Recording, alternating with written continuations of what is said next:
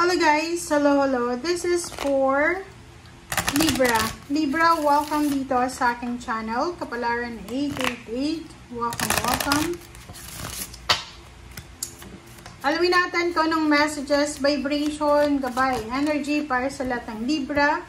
So, number 28, number 10, this is Knight of Cups, Love Life, Libra.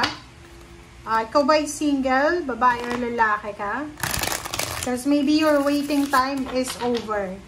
Okay? Kung naghahanap ka ng relationship, sa last 2 weeks ng September, posibleng makakilala ka ng isang tao na posibleng mag-aalay sa'yo ng love life, or maybe isang tao na magpapakilig sa'yo, or pwede may isang tao dyan na posibleng nagdadala sa'yo ng parang elimination, right chance. Okay.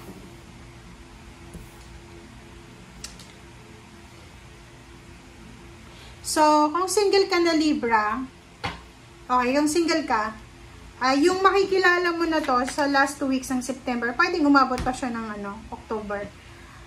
Sinasabi ng barahan na baka siya, like halimbawa may bagong lipat sa barangay nyo, tapos single ka, single din siya, pero yung reputasyon niya, yung parang 'di ba, uso yan sa Pilipinas, pag may bagong lipat, parang mala-detective yung ginagawa ng mga kapitbahay, alam na yung history, eto ay galing sa ganito, hiwalay sa asawa, ganyan.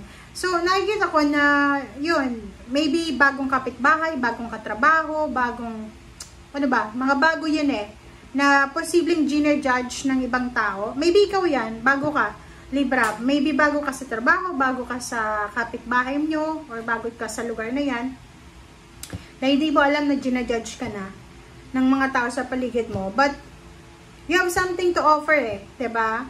So, nakikita ko sa'yo dito na kung ikaw yan, na meron kang tao na, may tao na gustong pumasok sa buhay mo, and hindi ka masyadong sigurado, sinasabi dito na look deeper. Okay? Huwag tayong masyadong judgmental. Huwag nating i-judge muna. Hayaan muna natin na lumabas kung ano yung gusto niyang ipalabas sa kanyang sarili. Okay?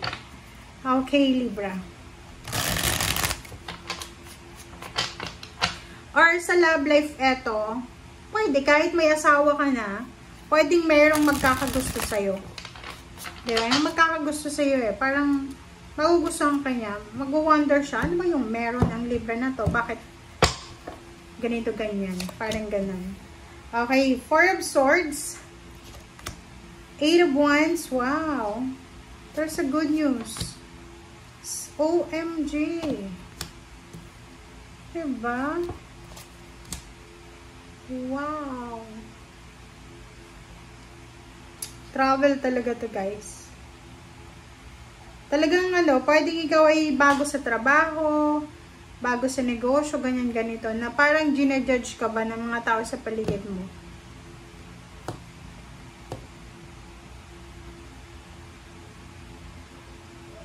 Okay. There's an incoming, 8 of Wands, there's a good news, there's a letter, chat, call.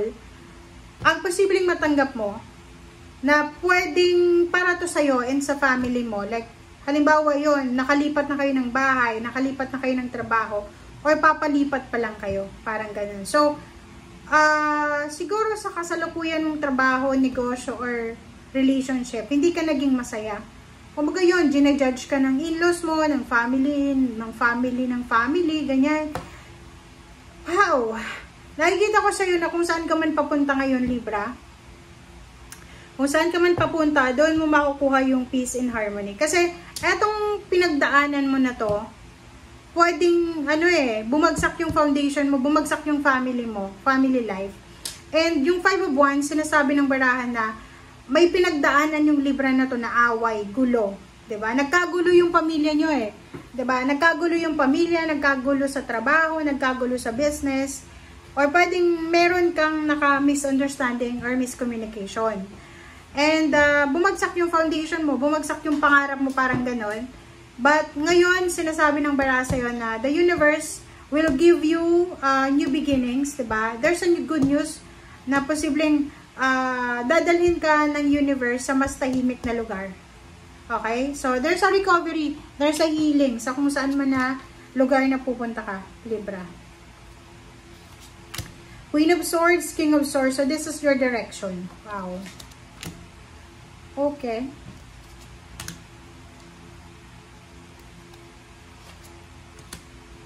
Wow! Congratulations, Libra. Ang ganda, oh. Temperance. 9 of Wands. 6 of Cups. May Libra dito na pagod na siya. Ikaw ba yan? Pagod ka na. Diba? Ito yung past mo eh. Pagod na ang Librang ito. Ang Librang ito ay pagod na siya sa either trabaho, negosyo, sa relationship, sa pamilya. Nawawalan na siya ng pasensya eh. Parang feeling niya, nauubos na yung pasensya niya. Parang marami siyang pinagdaanan sa nakaraan na sobrang nakakapagod, nakakawala ng pasensya. Please comment down below if you resonated.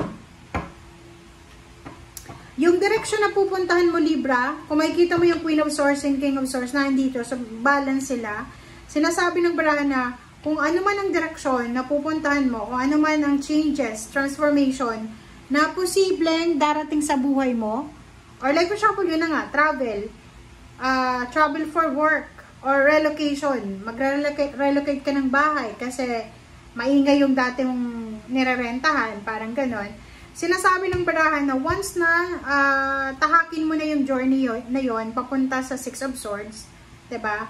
Once na nakapag-decision ka na umalis dyan or umalis sa toxic and negative na situation, make sure na wag mo na siyang dadalhin, 'di ba?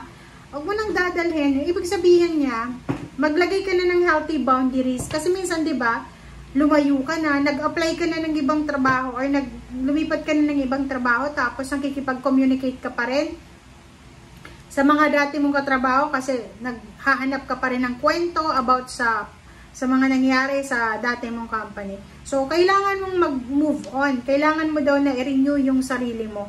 Okay? 10 of Wands, 3 of Wands, sinasabi ng bara sa'yo na ihanda mo ang sarili mo, Libra, because there's parang ano siya, anong tawag dyan, commitment, there's a partnership collaboration na posibleng magdadala sa'yo ng happiness, joy, contentment. So, ihanda mo yung sarili mo kasi yon, posibleng may mga tao dyan na interesado sa'yo para tulungan ka sa business na ginagawa mo or tulungan ka para sa financial problems mo or sa emotional problems. Sinasabi ng 10 of Wands dito and 3 of Wands na doon sa mga Libra na pagod na kayo sa mga obligations and mga pasanin nyo, bagahe sa buhay. Congratulations kasi possible na by the end of the month, going to October, posibleng gagaan na yung obligations mo kasi may mga tao na dito na posibleng tulungan ka sa mga pinapasan mong problema. Okay? Thank you guys for watching. Bye!